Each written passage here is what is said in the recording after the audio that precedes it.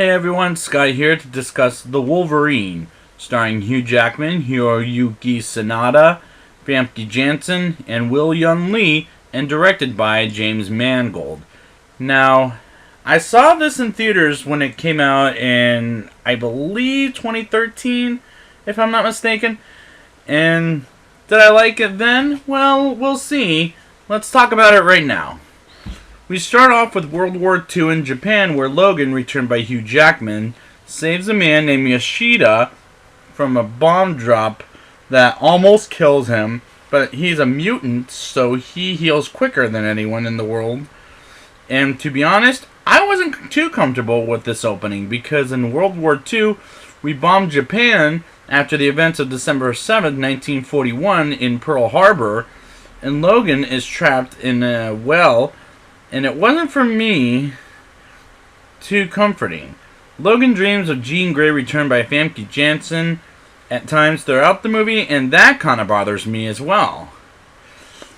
After the dream of flashback, we pick up years after X-Men 3, and Logan looks like a caveman, and and the bear, who we see twice at the beginning as it passes by Logan.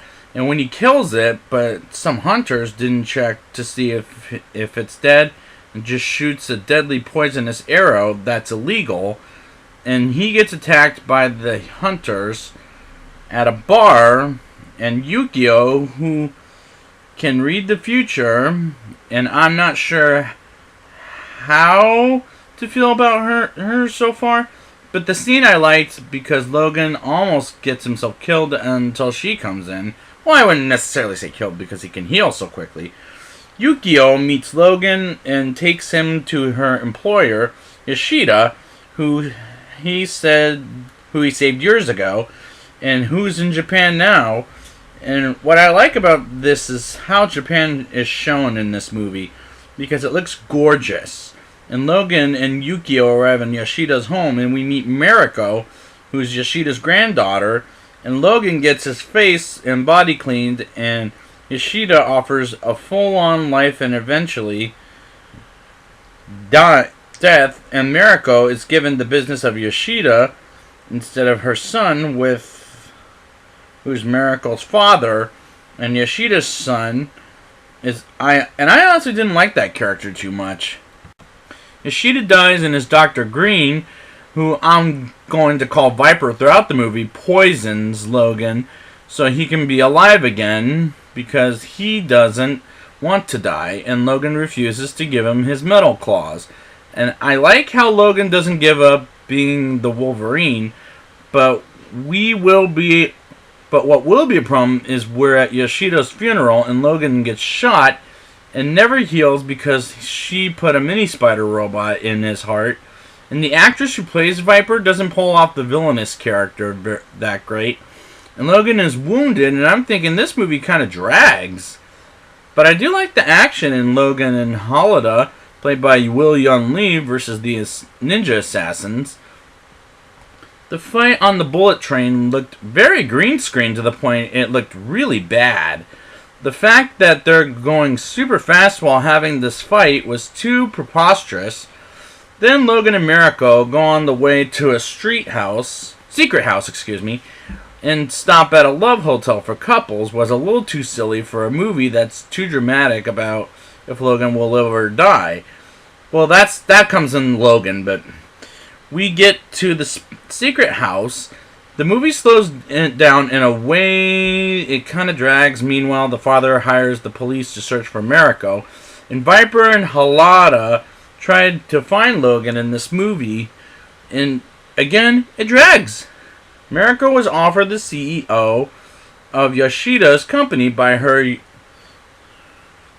grandfather, Yoshida himself, instead of his son, and I thought that was an understanding conflict.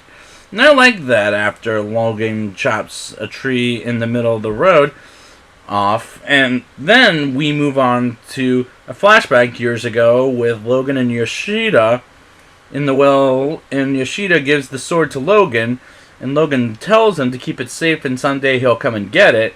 And I like that piece of score in this movie. That's 1 out of 2 pieces of score I like. Mariko gets captured by her father's bodyguards, and Logan goes on to her fiance, whom Logan said he seems like kind of an asshole, to beat him up.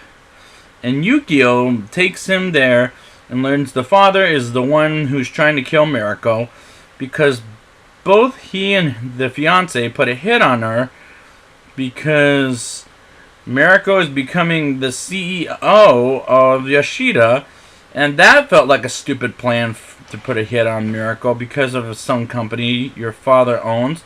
That didn't make sense to me. Mariko is captured by Viper and Halida, and after they leave quietly, Logan and Yukio go to the house of Yoshida, and Logan and Yukio try to get the spider robot out of Logan, and next thing you know, the father fights Yukio when trying to kill Logan, and Logan gets it out and fights the father and doesn't kill him until the father tries to kill Logan, and the father says, "What kind of monster are you?" and Logan says, "The Wolverine." I like that fight. Logan goes to the place where Halida and Viper have Mariko captured and Logan fights against Halida and his ninjas and captures Logan, and Viper has him chained up in Halida. Yukio and Mariko know she's freaking crazy, and this climax is all over the place. The Yukio versus Viper fight was kind of stupid, but brief. Halida betraying Viper was unearned.